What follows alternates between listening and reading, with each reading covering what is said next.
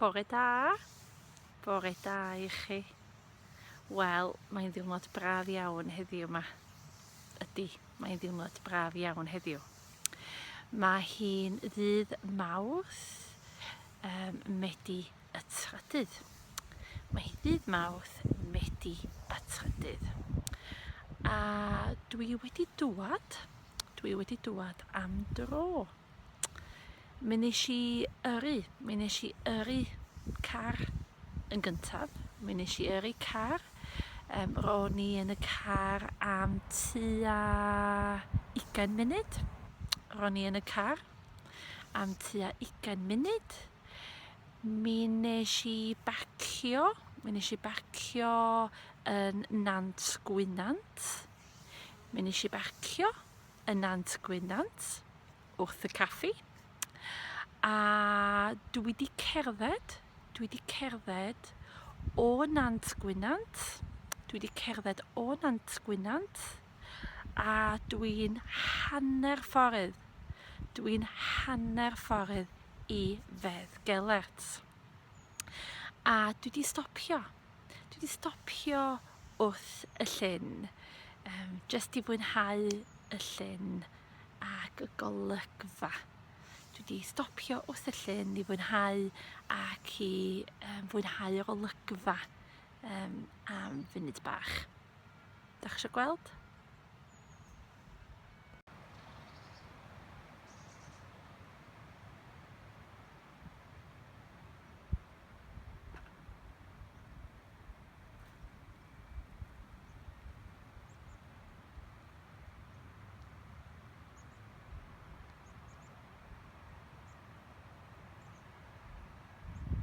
Mae 'na lwybr da i gerdded yma. Mae 'na lwybr da. Tipyn bach yn lyb heddiw, ond mae'n lwybr bach da, a dach chi'n mynd drwy'r goedwig ac goedwig hardd neis. A mae o am dro bach arbennig iawn. Dwi wrth fy modd yn dŵad yma am dro. Be dach chi'n neud heddiw yma?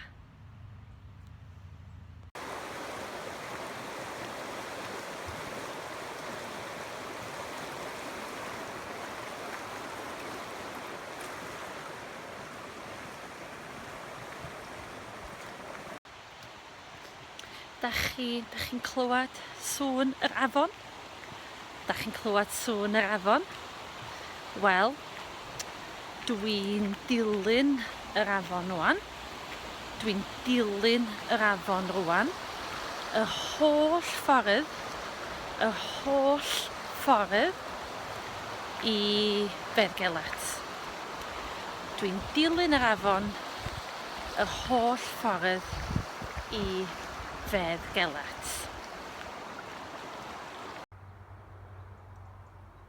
Mae mwyar duon yn tyfu ar ochr y llwybr. Mae 'na lot o mwyar duon yn tyfu ar ochr y llwybr. Mae'r un yma'n barod. Mae'n barod i fita. Mae o'n ddu ac yn dywyll.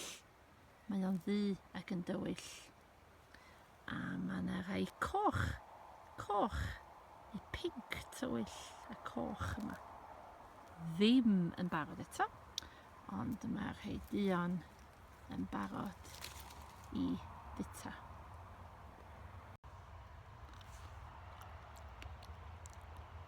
Neis iawn. Be dach chi'n neud efo mwyar duon? Be dach chi'n licio neud efo mwyar duon? Dach chi'n licio gwneud pwdin neu cacen mwyar duon? Neu dach chi'n licio bita mwyar duon efo iogwrt neu cwstard neu hufen iâ? Dwi'n licio mwyar duon efo iogwrt plaen a mel. Dwi'n licio bita mwyar duon efo iogwrt plaen a mel. 2 cilomedr. 2 cilomedr arall. 2 cilomedr arall i Bedd Gelert.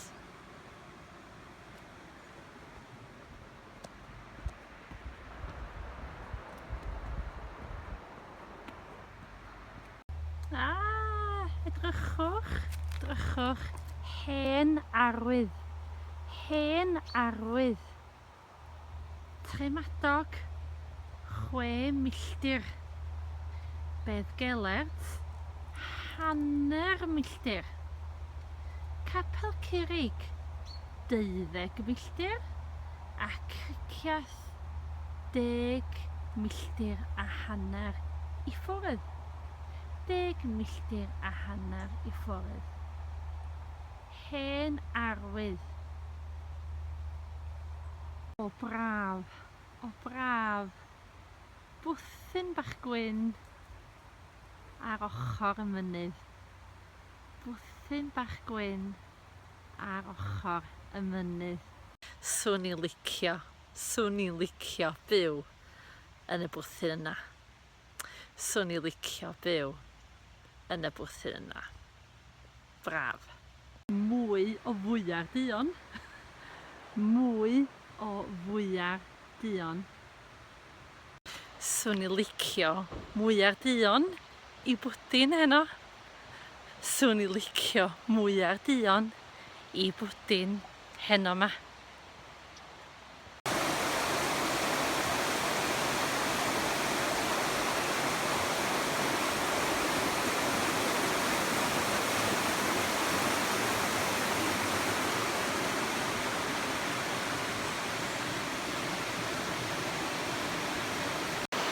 A dyma ni wedi cyrraedd Bedd Gelert. Dyma ni wedi cyrraedd Bedd Gelert. Amser picnic rwan. A swn i'n licio paned y goffi. Amser picnic a swn i'n licio paned da o goffi.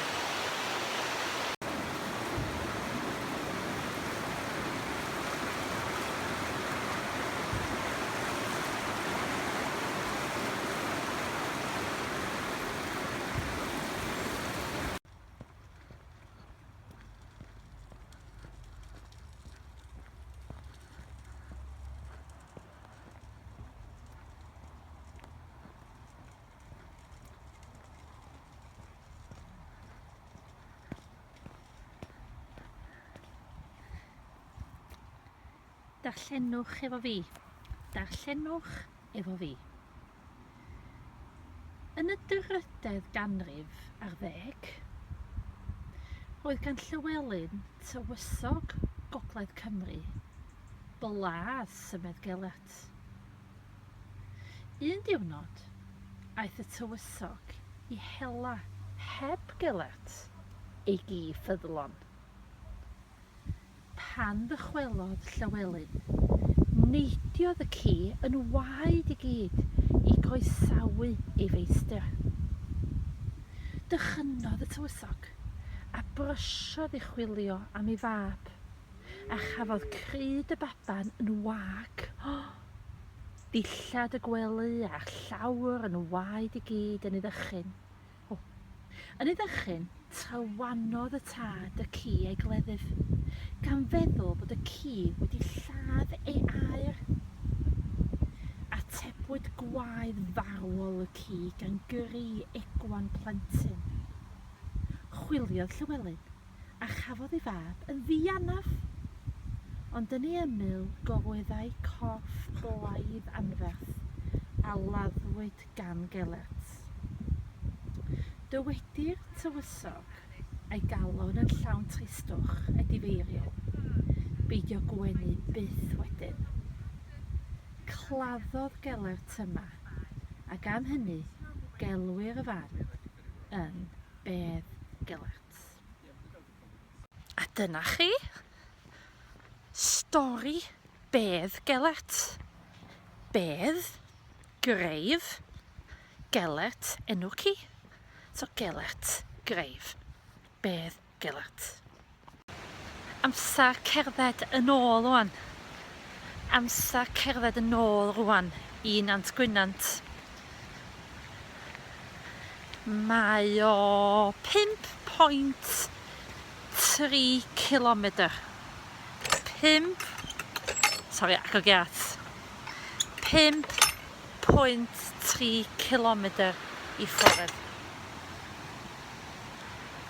Ffwrdd ni.